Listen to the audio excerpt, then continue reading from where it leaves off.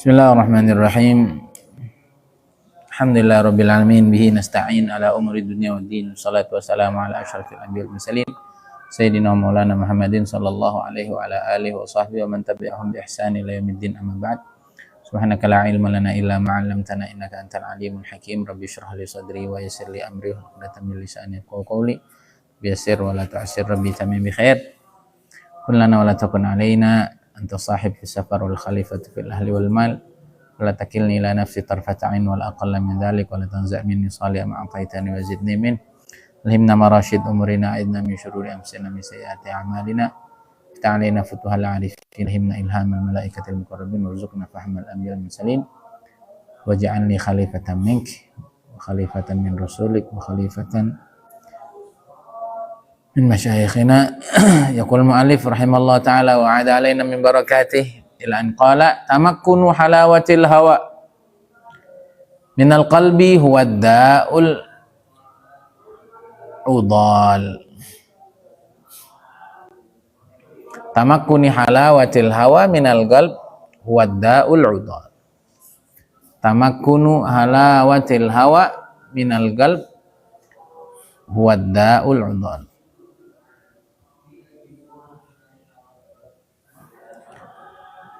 Menancapnya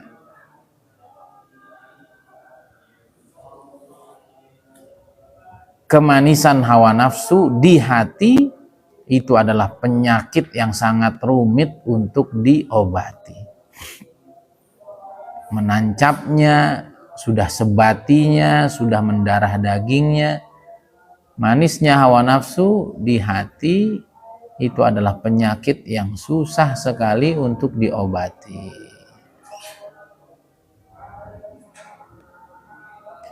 Imam Ibn Ajibah mensyarahi manisnya hawa itu ada dua. Ada hawa nafsu, ada hawal qalb.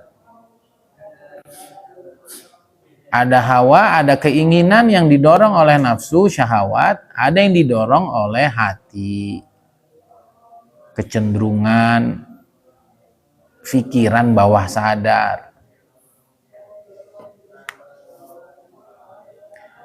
Hawa nafsu itu kembalinya atau sumbernya adalah syahwat jasmani. Seperti udah ngerasa berat, maunya makan, mulu minum, mulu tidur, mulu pakaiannya maunya yang mewah terus, kendaraannya maunya yang mewah terus. Masalah nggak kendaraan mewah? Enggak. Tapi kalau harus, nah itu masalah. Makan masalah? Enggak. Tapi kalau saya nggak bisa kalau makan nggak, nah itu masalah. Wal manakih wal masakin. Nikah, ada orang tuh nggak bisa kalau nggak kalau gue yang cakep, yang sesuai selera, nggak bisa. Saya nggak bisa nundukin pandangan. Atau ada orang itu nggak bisa kalau sehari nggak begitu tuh nggak bisa. Itu ada orang begitu. Nggak tahu ya, memang ada orang-orang gitu tuh ada gitu. Wallahu alam, apakah itu karena terpola, apakah karena memang dorongan bawaannya gitu. Nah, itu setengah mati itu. Ya kalau orang begitu ntar nggak bisa jihad, nggak bisa khuruj, nggak bisa jauh-jauh sama sekali dari istrinya. Wal masakin. Nah, pengen punya rumah tuh yang mewah, tapi tanpa tujuan apa-apa, ngapain begini? Enggak, ada kepuasan sendiri aja, nah itu. Tapi kalau tujuannya adalah kebaikan, ya itu bukan syahwat itu. Yaitu ibadah dalam bentuk itu. Contoh seperti Ustaz Abu Syauq itu kemarin cerita, baru tahu saya ngapain rumah gede-gede begitu. Biar anak mantu dan cucunya betah. Di saat usia sudah tua, mau main ke tempat kakek gitu. Nah kan kalau tempat kakeknya aja sempit, yang ada kesian. Nah itu karena luas, kamarnya banyak, setiap anak punya kamar, jadi tiap minggu rame. ada kolam renangnya, ada tempat mancingnya, ada taman kanak-kanaknya. Itu syahwat nafsu bukan? Bukan, itu jadi ibadah.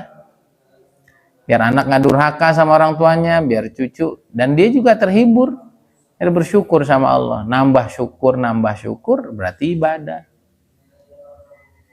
Ada orang pakaian apa? Ada orang kita seragam nih. Ada orang pakaiannya bagus karena memang dia ingin menampilkan bahwa orang agama itu orang yang berkelas, nggak layak diremehkan. Nah, itu jadi agama. Jadi kalau pamer ya jadi dunia, jadi nafsu. Kenapa makan? Biar sehat, biar kuat tahajud, biar semangat ibadah. Kenapa makan telur? Kenapa minum susu? Biar gizi badannya cukup, sehingga ketika fitness jadi otot jadi kuat ibadah, jadi ibadah. Nah, makan seblak enak, nah itu nafsu. Kenapa suka yang pedas-pedas? Nggak tahu. Walaupun lambungnya udah hancur-hancuran, itu nafsu. Tengah malam jam 2 makan mie pakai nasi, ya itu nafsu. Kenapa? Lapar? Enggak, pengen aja. Nah, itu nafsu.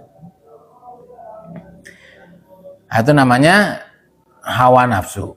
Dorongannya adalah dorongan syahwat jasmani. Nah, itu kaitannya dengan fisik. Nah, ini yang kedua ada namanya hawal qalb. Baru denger juga nih hawal qalb. Ada keinginannya hati. Nah, itu ini juga sama sih sebenarnya, seperti apa? Hijab nurani sama hijab zulmani kan gitu. Hijab zulmani itu maksiat, syahwat. Hijab nurani, hijab dengan ilmu, hijab dengan pangkat, hijab dengan kedudukan dan sebagainya. Ini hawal qalb. Yaitu syahwat yang sifatnya maknawi, yang nggak nampak. Seperti pengen punya kedudukan, pengen jadi pemimpin, pengen dimuliakan, pengen dipuji, pengen menjadi orang khusus, pengen menjadi ahli karomat, pengen mendapatkan manisnya taat, yang sifatnya fisik seperti makom ahli ibadah dan makom ahli zuhud. Manisnya apa? Ilmu zahir, ilmu huruf war rusum, ilmu zahir. Nah, maka kata beliau, kata Imam Ibnu Ajibah, kalau ngobatin hawa nafsu ini mudah. Caranya bagaimana? Udah menghindar aja dari lingkungan yang begitu.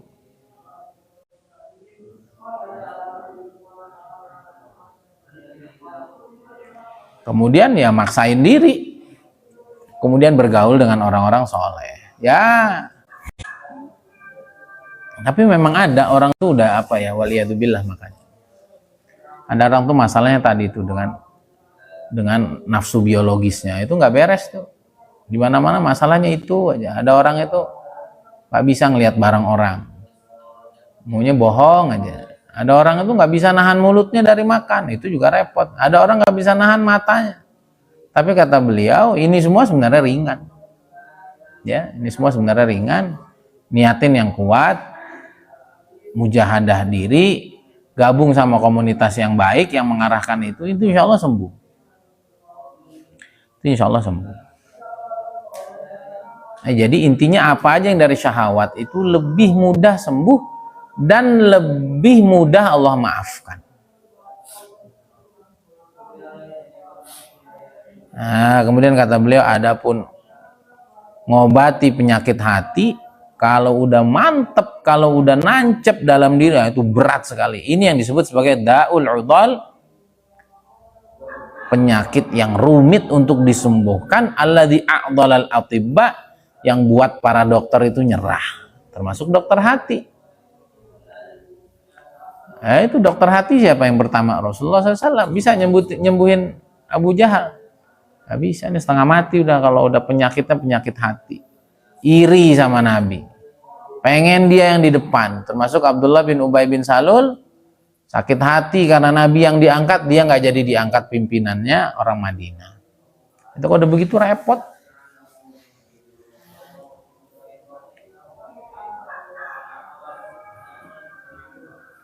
Makin dikasih obat, makin parah. Ini gimana itu?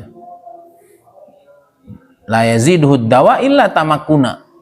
Makin diobatin makin parah, gimana? Itu namanya penyakit rumit kan? Dia seperti penyakit yang menjalar di tubuh. Diobatin ininya kambuh. Kalau nggak diobatin ininya menjalar, gimana? Itu namanya daul idhal. Nah itu orang kalau sudah punya penyakit hati wis repot.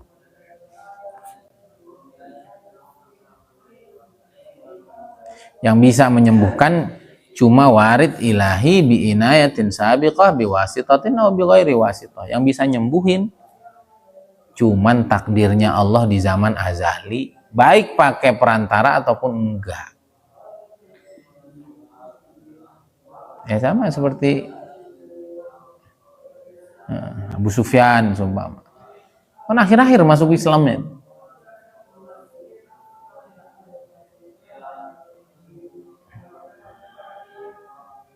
Seperti Imam Abu Hasan Asy'ari, benar nggak?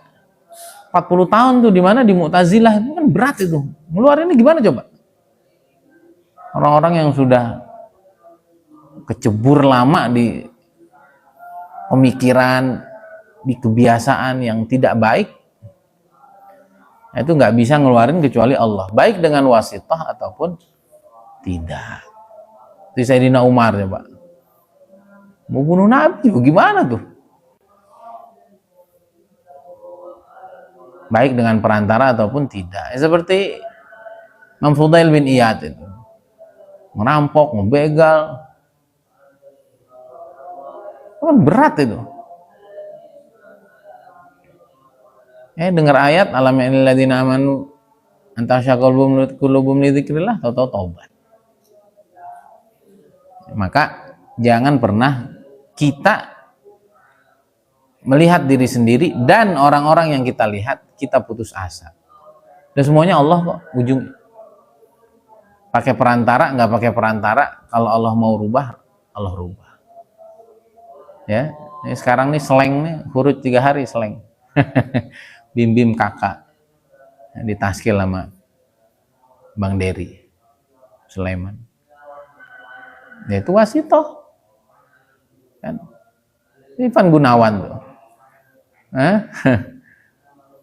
Masalah ini, masalah itu, takluk juga di depan Nabi Umar. Coba, nggak ada yang tahu.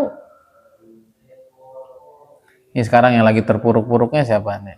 Amar Zoni, ya, narkoba.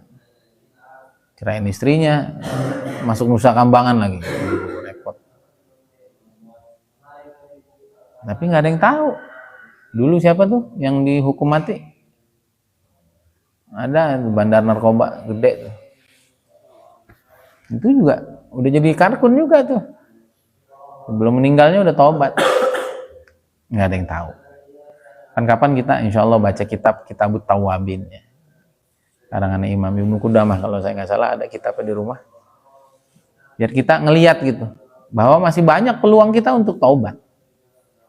Dan orang-orang yang kita anggap mungkin sudah, wah ini udah repot banget ini ngebenahin, oh enggak. Yang bikin dia ada di situ juga Allah, yang bikin nanti dia jadi hamba Allah terbaik juga Allah. Bahas kita kemarin begitu. Kalau Allah yang ingin hambanya itu baik, tidak lebih meridhoi dia untuk jadi orang baik lagi. Ya, jangan mau ditipu oleh syaitan. Yang penting hatinya nggak sakit. Nah, hati sakit itu apa? Pengennya orang jatuh, pengennya orang hancur, pengennya dia yang muncul, itu penyakit. Selama nggak punya itu, orang tuh kemungkinan besarnya sembuh. Kemungkinan besarnya sembuh. Tapi kalau udah hubbul jah, pengen dilihat, wah itu repot.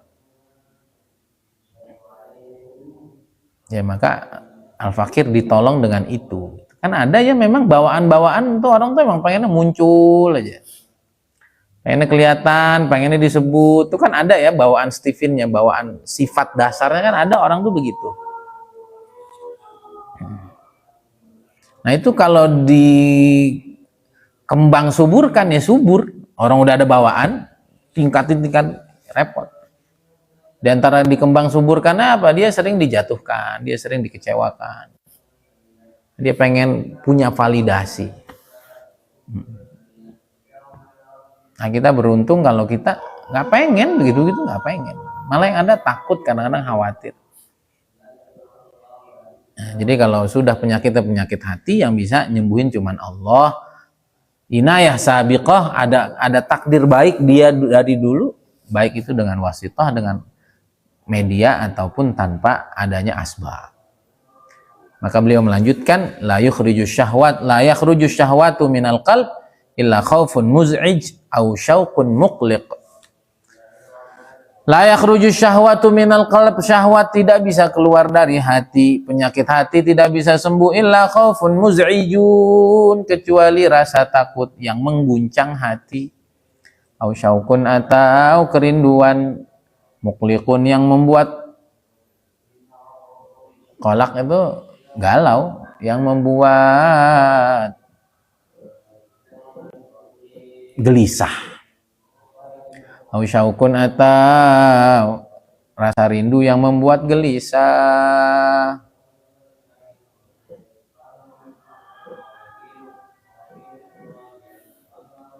Syahwat itu kalau sudah menetap di hati secara kokoh, maka berat banget ngilanginnya. Dan biasanya orang tuh nggak bisa keluar dari itu, kecuali ada warid kohri, ada pertolongan Allah yang memaksanya, baik warid kohri jalali au jamali. Nah, jalali itu maksudnya nanti ya kemaha perkasaan Allah. Nanti kalau jamali kebaikan Allah.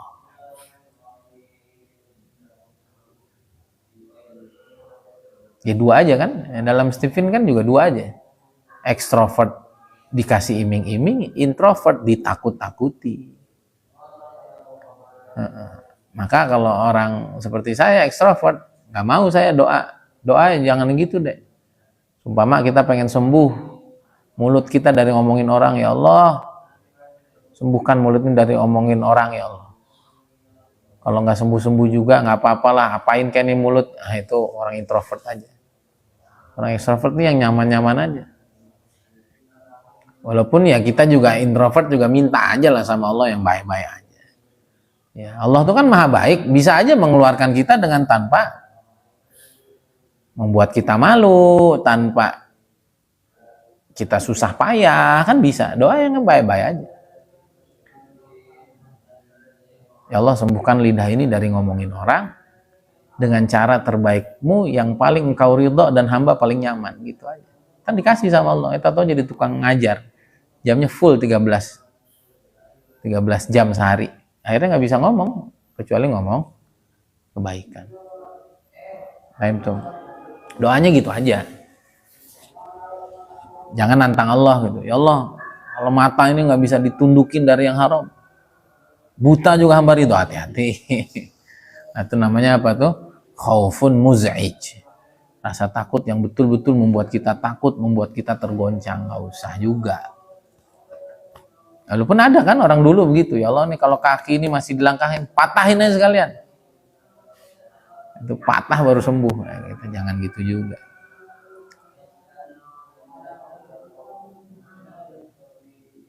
Iya. Nah, itu gimana tuh rasa takutnya itu? Ujungnya viral, apa? Tawan susah nahan tangannya dari ngambil barang orang, akhirnya viral. Ditemukan seseorang berjenggot panjang, ada tanda-tanda sujud di kepalanya, mencuri kotak amal dengan cara yang sangat memalukan. Wah, sembuh nggak? Sembuh itu. Pukulin orang, viral, wal iyadzubillah. Itu cara Allah tuh untuk berhentiin orang, dan mungkin aja dia doa atau didoain sama orang tuanya, ya Allah anak saya kasih jalan untuk tobat nasuha, dikasih. Tipenya nggak bisa kalau nggak ditakut-takuti, ya sama Allah ditakutin. Udah begitu kan ampun-ampun, terampun-ampun. Mau begitu? Jangan. Kita mah yang kedua aja. Ya. Udah diusir dari rumahnya, diusir dari negerinya. Nggak ada orang, waduh. Ngeri ya, hidup di dunia ini aja udah ngeri, bener nggak? Kan ada orang kena masalah-masalah yang jangankan kita ada di posisi itu. Ngebayangin aja pusing. Kita ngebayangin, Allah ngeri. Ngeri. Yang kedua, warid jamalina. Anugerah Allah yang dengan keindahan sifatnya, dengan kebaikannya. Hati itu kayak gelisah gitu, ya Allah kok gak tahajud wae. Ya, buat kita tuh gelisah. Ini kok ngikutin nafsu melulu. Ya. Buat diri ini gelisah gitu. Kok lama gak ke markas, lama gak khuruj. Gak ada apa-apa, tapi hati yang dibuat gelisah sama Allah. Pokoknya gak betah aja.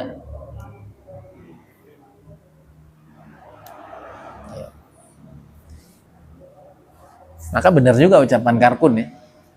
Benar juga nih. Maka karena penyakit ini itu sangat berat diobati, maka orang yang paling berat hijabnya, yang paling terhalang dari Allah itu adalah para ulama.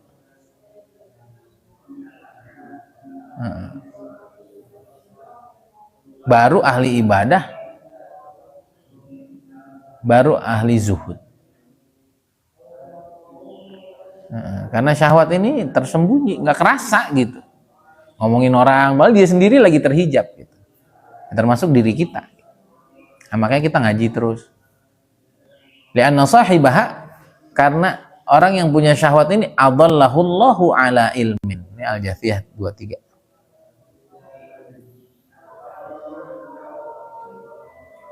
Allah sesatkan padahal dia punya ilmunya, itu kan berat itu. Orang nyasar nggak tahu kan enak diarahinnya. Nyasar tapi dia tahu kan repot itu. Pak, Bapak nyasar. Iya, saya tahu saya nyasar. Terus? Lah, diarahin malah ngoceh.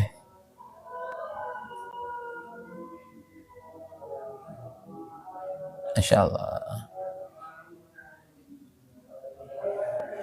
Afara'aita man ittakhadha ilahahu hawahu wa adallahu Allah ala ilmin wa khatama ala sam'ihi wa qalbihi wa ja'ala ala basarihi syawatan fama yahdihi min ba'dillah fala tadhakkarun. Ya Allah, ini berat banget emang.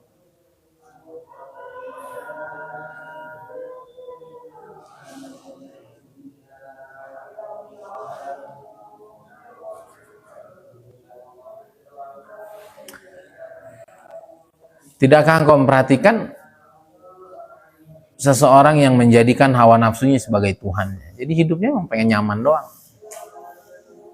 Di sini disebut si orang kafir. Dan siapa saja yang memperturutkan hawa nafsunya, tadi ya, baik hawa nafsu ataupun hawa qalbi. Enggak, pokoknya saya mau tidur. Enggak, pokoknya saya mau marah. Nah, itu hawa nafsu. Enggak, pokoknya yang naik. Enggak, pokoknya yang naik harus saya. Enggak, saya enggak. Itu penjahat itu. Nah, itu penyakit hati. Ya. Sombong, ngeremehin orang. Nah, orang kalau sudah memperturutkan hawa nafsunya, wa adallahu Allahu ala ilmin, walaupun ilmunya banyak, dia sesat. Nah, ini yang lebih berbahaya. Sesat di atas ilmu. Tadi tuh, nyasar nggak tahu, diarahin. Enak gitu. Oh iya, makasih Pak. Kan makasih tuh. Pak, Bapak nyasar. Bukan ke sini, ini jalannya buntu. Emang kenapa? Saya juga udah tahu kok jalannya buntu. Itu Bapak mau kemana? Itu serah saya. Saya mau di sini. Pak, ini ada orang melewat lagi. Udah diem aja. Jangan gangguin saya, begitu. Udah tahu salah, ngeyel, udah tahu salah, kekeh. Nah, itu ngeri tuh, ketemu orang-orang begitu tuh ngeri. Termasuk diri kita kalau emang begitu. Maka biasain kalau salah tuh ya minta maaf. Biasain kalau salah ya mundur. Biasain kalau salah ya akui. Malu ya malu, ya nggak apa-apa, hidup ini proses. Daripada kita bertahan dengan kesalahan yang akan jadi kesalahan, dan kita akan menutup hidup dengan salah. Jangan. Salah, akui salah, ada titik. Hidup ini berproses. Terus orang ngomong apa? Kamu kebanyakan salahnya, kebanyakan ininya. Ya biarin. Mungkin proses saya untuk matang perlu 70 kali, 100 kali percobaan. Kamu 30 kali, alhamdulillah. Jangan mau juga kita dibilang, emang kita ini pelin-pelan, bodoh amat. Ya. Yang penting sampai ke Allah, tertatih-tatih, berdarah-darah, terpincang-pincang, jangan ada yang menghalangi kita untuk sampai ke Allah. Maka jangan pernah ada kesalahan yang tidak diakui, jangan ada ego yang dipertahankan. Sebenarnya masalah orang itu aja. Laki susah dibilangin, ego aja, gak mau kalah depan istrinya. Ya, intinya gak takut sama Allah. Kamu kalah sama bawahannya ngapain? Enggak. Kita loss aja. Ya. Saya punya adik kelas namanya Gus Biki. Itu afdol min Nabi Katsir. Akui, kita punya adik kelas. Gitu. Ya, ada orang tuh, apaan tuh adik kelas gua, tahu enggak? Baik kholas. Ya, ini penting kita. Dan itu termasuk banyak orang tuh nggak mau ngakui kelebihan orang lain. Jangan. Kita bilang tablik tuh lebih hebat. Sisi-sisi tertentu ada yang harus dikritisi itu hal lain. Tapi nggak boleh menutup tablik tuh apaan. Jangan. Sebagian orang juga begitu. Melihat NU tuh ngerokok di masjid. Ya yang ngerokok, yang enggak. Yang wali juga banyak.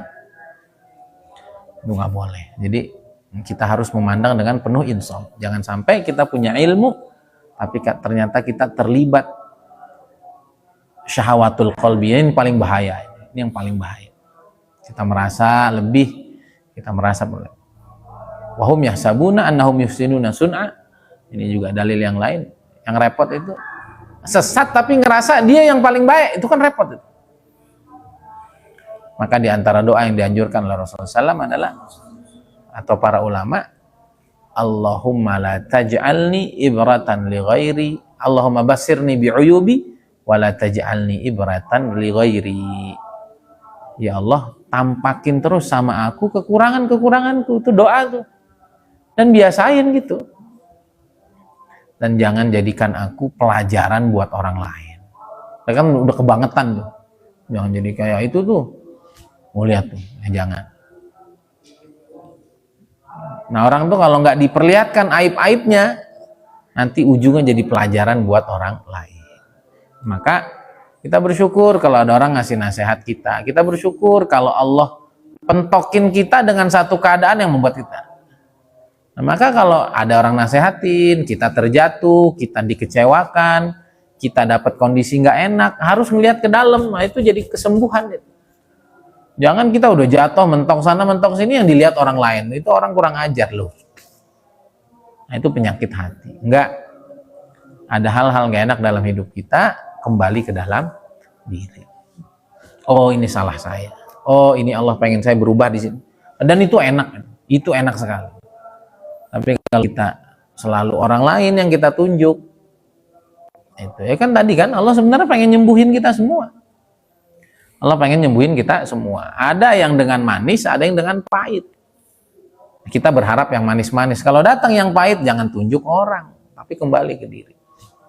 Nah, insya Allah cepat atau lambat Allah akan benahi kita. Tapi ini kalau hati ini udah terbenteng, udah mahjub, enggak, pokoknya enggak. Pokoknya orang lain semua. Allahumma basirni bi'uyubi wa la taj'alni ibratan li ghairi. Ya Allah, tunjukin terus kita punya salah. Baik yang zahir maupun yang batin. Dan jangan jadikan aku sebagai pelajaran buat orang lain. Artinya udah nggak bisa diomongin. Ujungnya nyemplung. Akhirnya jadi pelajaran tuh, jangan begitu, makanya akhirnya begitu tuh. Wal iyadzubillah.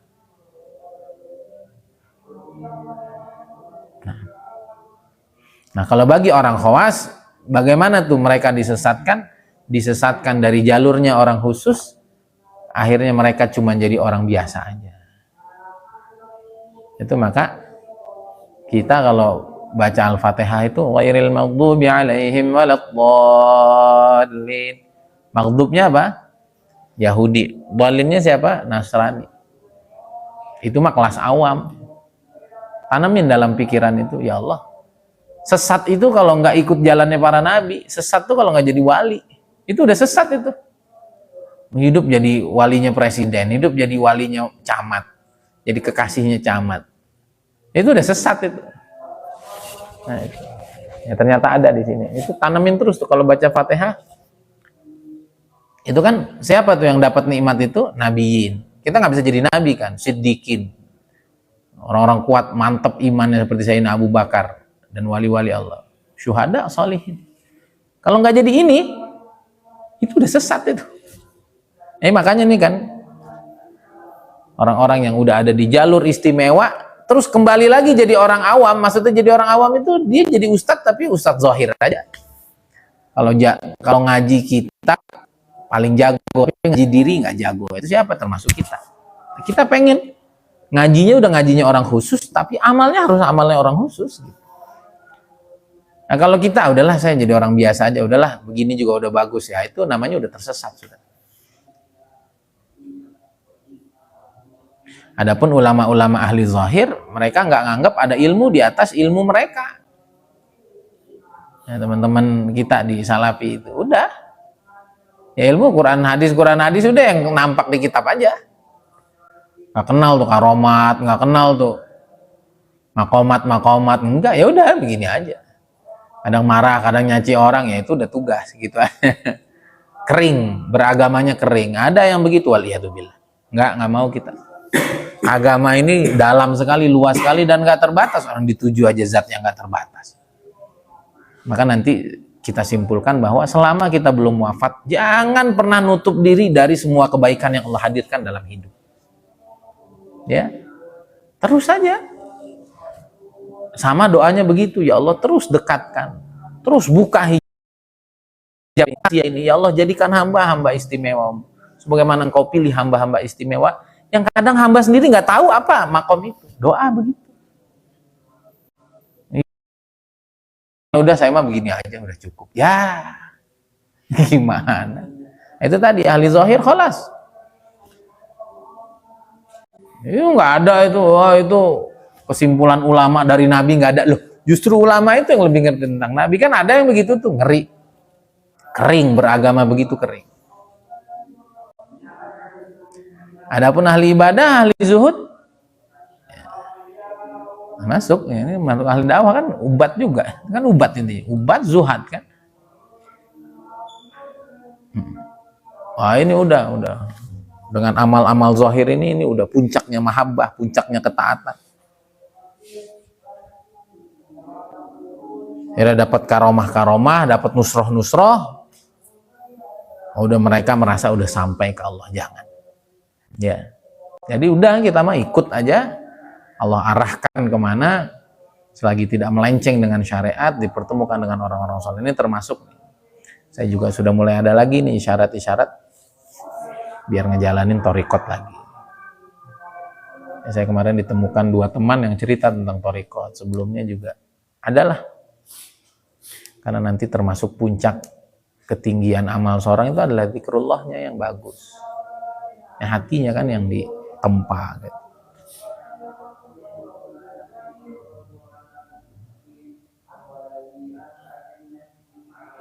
Nah, justru orang awam dan orang yang ahli ghaflah, mereka orang yang paling dekat, tunduk dan sampai kepada Tuhannya. Itu kan unik. Kenapa coba? Kenapa orang awam justru kenapa orang ghaflah? Kan tadi kan yang ulama zahir dia udah punya standar, ahli ibadah, ahli zuhad dia punya standar. Orang awam, orang ghaflah ini dia nggak punya standar. Walaupun ya resikonya agak rentan. Artinya hatinya yang paling mudah nerima kebaikan dari luar gitu. Walaupun perjalanannya juga tertatih-tatih, nggak ada ilmunya. Tapi artinya nerima kebaikannya dia tuh orang yang paling terbuka gitu. Kenapa? Ya nggak ada filternya. Nah, kalau orang yang sudah banyak ilmunya nanti filternya banyak. Nah, kadang-kadang filternya jernih apa enggak, itu masalahnya. Nah, filternya itu nyampur dengan syahwat apa enggak, dengan kepentingannya apa enggak, ada penyakit hatinya enggak, itu repotnya. Sehingga nanti ilmunya bukan mengarahkan, malah jadi pembenaran. Nah, itu yang repot. Maka yang paling mudah untuk digiring menuju Allah lebih cepat itu justru orang awam. Walaupun tadi ya bukan berarti ntar orang awam lebih sampai kalau, bukan. Ini kita bicara konteksnya adalah hatinya lebih mudah nerima kebaikan. Maka jadilah kita alim yang awam dalam urusan hati. Jadilah orang taat seperti ahli ghaflah, ahli maksiat, yang nunduk. Gitu. Emang dia siapa? Itu udah mulai. Nggak boleh, kan banyak orang itu. Ngajinya di mana itu? Oh, udah dakwah. Nah, kalau emang dakwahnya baik, kenapa? Itu penyakit itu. Ada benernya sih, cuman ada tidak proporsionalnya. Ya kalau kayak Ahbab, dia cerita tentang huruf, tentang dakwah, tentang ikramul muslimin, nah, itu bagian dia, nggak apa-apa. Bener ya bener, tapi kalau dia ngomong akidah, nah, itu lain cerita. Jangan diterima mentah-mentah juga. Tapi selama baik nggak boleh, ini ada ketakaburan, ada ngerasa tinggi, oh enggak, ngapain. Walaupun perjalanan orang awam dalam meniti Allah ya berat, nggak punya ilmu. Paham ya, ini konteksnya adalah keterbukaan hatinya. Aktsar ahlil jannati al-buluh. Al-buluh jamu ablah, ghafil anisyar, asalimus sadar. Yang paling banyak masuk surga adalah al-ablah, al-buluh. Orang yang nggak kepikiran buat buruk dan hatinya itu selamat. Salimus sadar tuh nggak punya masalah sama orang. Ini saya dapat dari siapa nih? Dari Gus Yusuf Trenggalek. Dulu saya mau ke Tarim apa? Siapkan hati terbaik. Hati terbaik itu dua. Qalbun sofi, qalbun salim. Qalbun sofi, hati yang bersih kepada Allah, nggak punya kepentingan apa-apa. Ya, yang kedua, qalbun salim, kepada sesama. Itu qalbun salim. Ya, orang yang kepada sesama hatinya nggak punya dendam sama sekali, dan ghafil anisyar. Kepikiran aja mau buat jelek tuh. Orang lempeng kan ada ya, kita lihat orang-orang tuh lempeng. Asatid ada nggak orang lempeng? Ada orang tuh lempeng. Nggak kebayang mau buat jelek gitu. Ada orang tuh begitu. Di Jawa banyak itu. Teman-teman saya orangnya potongannya nggak ada potongan orang mau melenceng gitu. Orang lempeng gimana sih? Di Jawa banyak. Di Bandung, di Jawa banyak. Lempeng gimana sih? Ngeliat potongannya orang lempeng ini. Itu al-buluh itu. Nah, itu emang relatif cepat masuk surganya yang begitu. Nah, dan yang dalil yang paling kuat tentang adanya syahwah qalbiyah itu lebih berat dari syahwah nafsi adalah citanya Nabi Adam dan syaitan. Adam itu dari syahwat, maka Allah selamatkan. Nggak bisa ngerem gitu doang. Kedorong oleh keinginan. Nah, itu kita banyak begitu. Sementara syaitan syahwatnya di hati. Enggak, saya ini nggak boleh dikalahkan sama siapapun. Saya paling hebat. Kalau ada orang naik dikit, panas dingin dia. Nah, itu penyakit itu. Qala ana khairun minhu faturida ila yaumil qiyamah, maka diusir maghdub ila yaumil qiyamah. Dan memang apa ya? Dan kalau syahwat ini memang di ujungnya kita jadi nunduk sama Allah itu. Kalau orang terjerumus dalam maksiat, kira-kira dia bangga apa enggak? Sedih kan? Masih begini aja kok. Mana ntar di hari hisab, ya Allah. Gimana nanti kalau orang tahu? Gitu. Tapi kalau orang sombong nih beda. Orang sombong nih beda. Di tengah salahnya dia ngerasa bener, kan repot itu. Di tengah salahnya dia merasa repot. Di tengah dia sumber masalahnya, dia nunjuk orang sebagai sumber masalah. Nah, ini ngeri. Akhirnya nggak bisa bener. Makin ada masalah, makin jauh. Lihat Yahudi itu. Makin ada masalah, makin berkelit. Padahal dia tahu.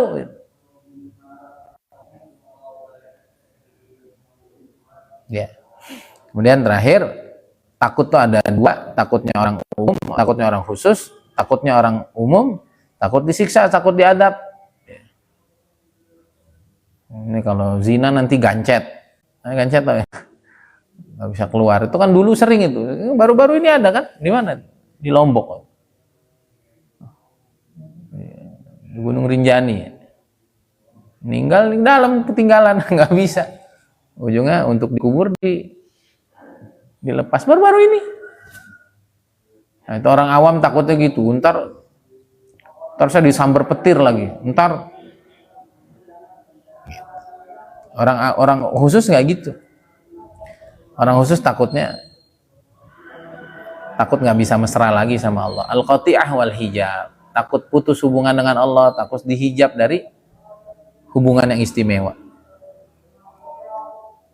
Begitu juga rindu itu ada dua, rindunya awam atau keinginan kuat ada dua. Keinginan kuatnya orang awam pengen masuk surga, pengen ketemu bidadari. Rindunya orang khusus pengen segera hadir syuhud menyaksikan Allah Subhanahu wa ta'ala. Keinginan kuatnya orang awam kenikmatan fisik, pengen segera lunas hutang, gitu. Kalau keinginan orang khusus, hati pengen tenang, hati pengen makin dekat ke Allah. Syaukul awam nasyi min qaulihi ta'ala. Keinginan orang awam berangkatnya dari firman Allah Subhanahu wa ta'ala, terinspirasi dengan wa'adallahu minil minat jannatin tajri min tahtiha al-anhar khalidina fiha wa masakin thayyibatan fi jannati 'adn. Diceritain surga pengen, itu orang awam. Tapi kalau orang khusus keinginannya berangkat dari firman Allah, wa ridwanum minallahi akbar dzalika huwal fawzul azim. Diridhoi oleh Allah itu adalah nikmat teragung dan itulah kebahagiaan yang tinggi, yang agung, kesuksesan yang besar. Semoga Allah terus jagain hati kita dari nafsu-nafsu hati. Allah jagain diri kita dari nafsu-nafsu syahwat, kita bisa sembuh dua-duanya. Ya, nafsu syahwat juga mencelakakan, waliyadzubillah. Walaupun nafsu syahwat itu tidak lebih berat daripada nafsu hati, walaupun nggak ada yang, salah satunya nggak ada yang kita anggap enteng, dua-duanya berat. Ya, tapi nafsu syahwat itu kemungkinan sembuhnya besar. Ya, seperti Nabi Adam lah, salah dan ngerasa salah kan sembuh itu. Iblis salah dan tidak merasa salah dan nyalahin yang nggak salah. Siapa? Adam dan Allah. Gara-gara Adam, gara-gara Adam. Bahkan nyalahin Allah itu kan repot. Fabima aghwaytani. Ya, ada orang begitu kan. Dia sudah mencelakakan aku. Dia sudah mempermalukan aku. Tunggu balasannya. Ya. Salah nyari lawan dia. Kayak gitu-gitu. Ngapain? Hubungan kita ini sama Allah aja. Sekali lagi diingat, yang terpenting adalah diri kita. Gimana selamat? Ada yang baik, ada yang nggak baik, semuanya dari Allah. Semuanya ada tarbiyah dari Allah. Harus kita ambil terus. Sok aja udah kita mah serius sama diri sendiri, serius sama Allah. Ya Allah, benahin terus nih diri. Segala kebaikan yang datang dari siapapun, asal itu murni kebaikan, maka kita terima tanpa ada embel-embel, ilmu, hijab, lain sebagainya. Karena hakikatnya semua pemberian Allah, bimbingan Allah yang harus kita terima. Wabillahi taufik. Semoga manfaat. Dan ini adalah nikmat terbesar kan kemarin. Kalau hati kita bisa selamat dari penyakit hati, jasad kita selamat dari syahwat. Dan kalau penyakit itu sudah kronis, yang bisa nyembuhin cuma Allah. Maka kita doa, kita kan masing-masing tahu penyakit kronis dalam diri kita apa, doa. Karena nanti Allah yang cuma bisa ngeluarin, karena yang lain udah nyerah. Semoga manfaat. Subhanakallahumma wa bihamdika asyhadu an la ilaha illa anta astaghfiruka wa atubu ilaik. Assalamualaikum warahmatullahi wabarakatuh.